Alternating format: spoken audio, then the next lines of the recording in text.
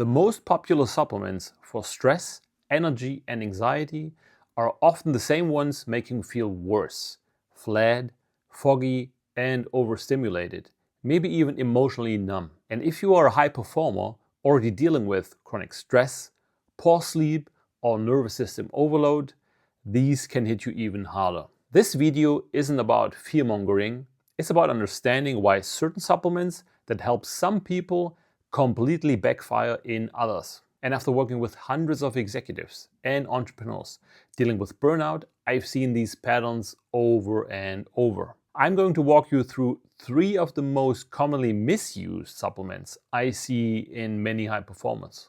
People who are already wired, exhausted, and they're trying to fix it with the wrong tools at the wrong time. This is especially important if you're dealing with chronic stress, anxiety, sleep issues, or that wild but tired feeling that just won't go away. And we'll break down what each supplement does, where it goes wrong, and what to consider before using it. Most people think supplements are harmless.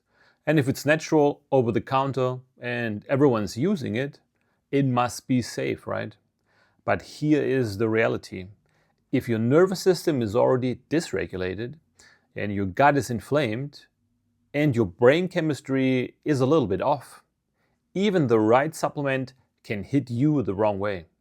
And that's especially true for high-performing people, people that are dealing with burnout, brain fog, anxiety, or poor sleep. You are functioning, you're showing up, but your body is struggling to keep up. So what works for people who are under occasional stress can really backfire when your HPA axis is already shot. Add in inflammation, gut issues, poor detox, and the wrong supplement can only add to that chaos. And that's why personalization matters.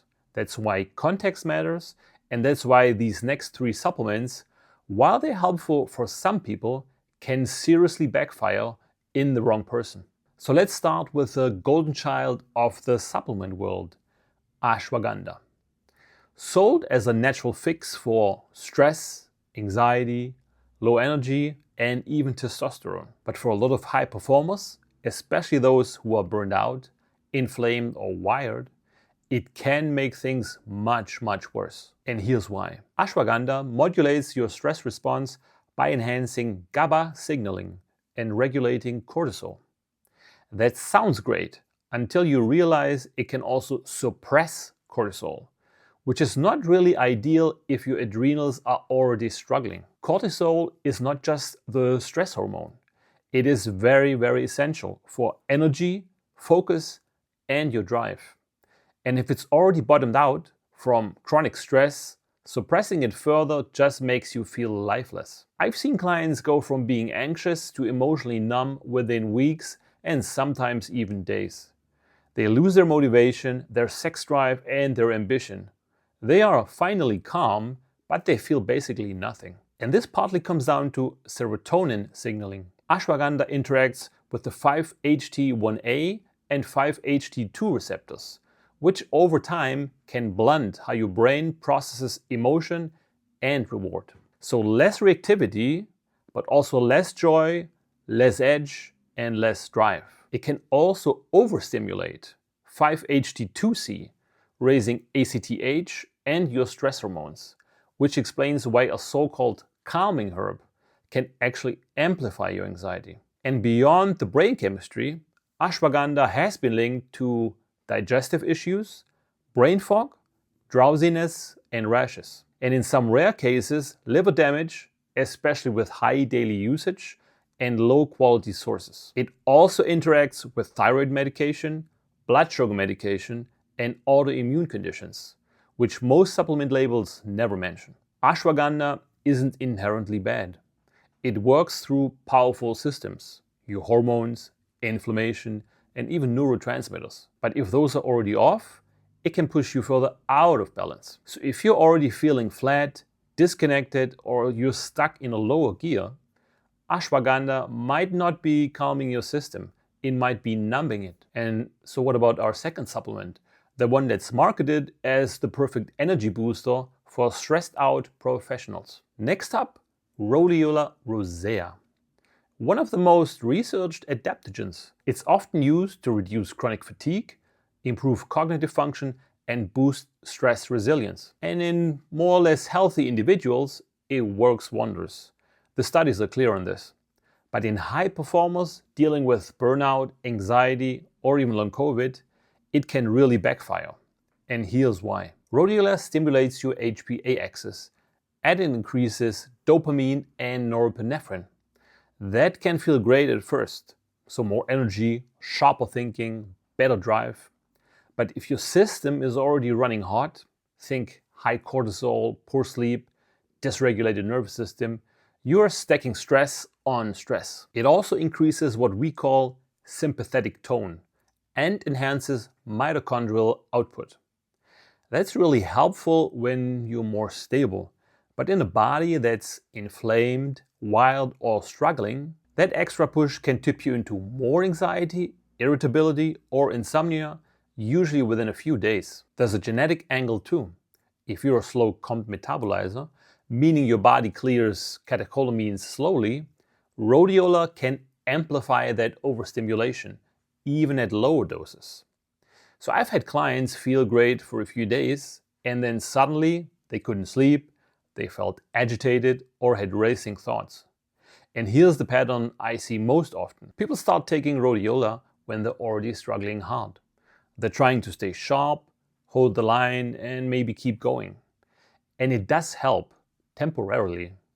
But underneath, it is depleting them faster, creating a dependency cycle where you need more just to function. Rhodiola isn't a bad supplement, but if you've got burnout, anxiety, long COVID, or mitochondrial issues, you might be playing with fire.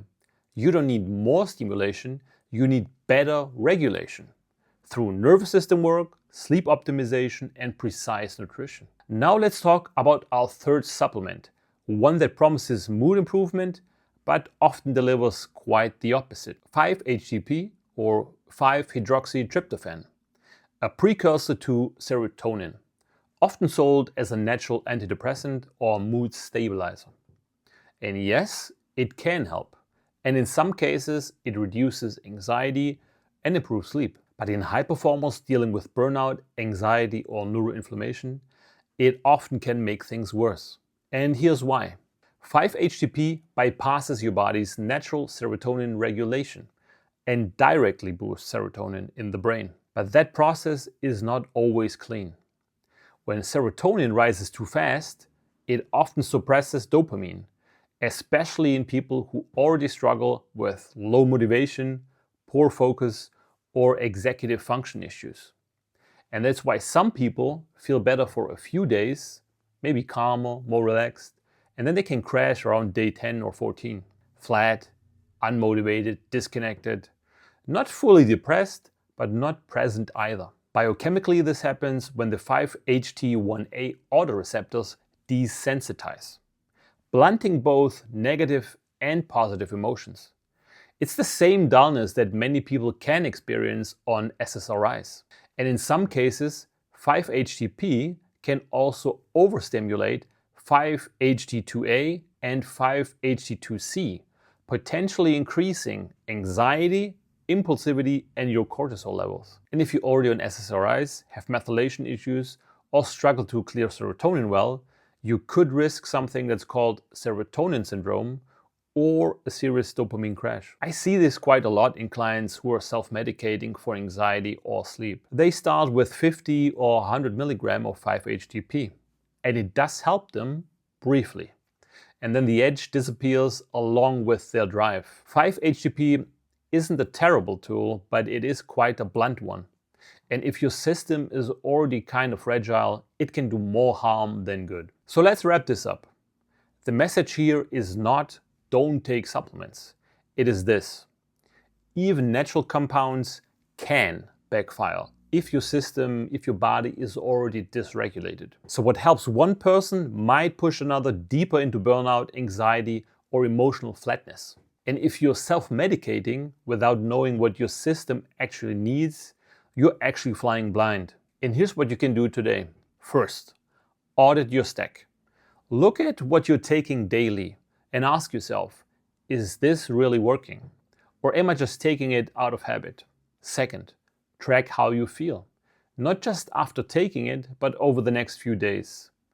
Are you clearer, more grounded, more motivated, or more flat, overstimulated, or even foggy?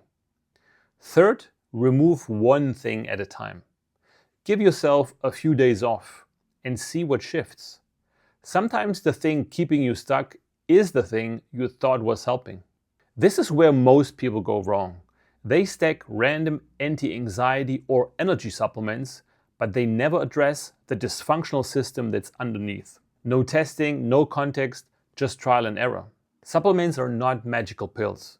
They're great leverage tools, but to work, they need to match your biochemistry and your goals. And that's why guidance matters so much. Someone who understands both the science and the symptoms and can help build you a stack that actually works for you. And if you are tired of guessing and would like my help, I'll drop a link below with more info on how I could help you. Not ready yet? Then like the video, subscribe for more content like this, and drop a comment. What's one supplement you've tried that either helped or totally backfired? Let's learn from each other. I will reply to a few personally. And thanks for watching. See you in the next video.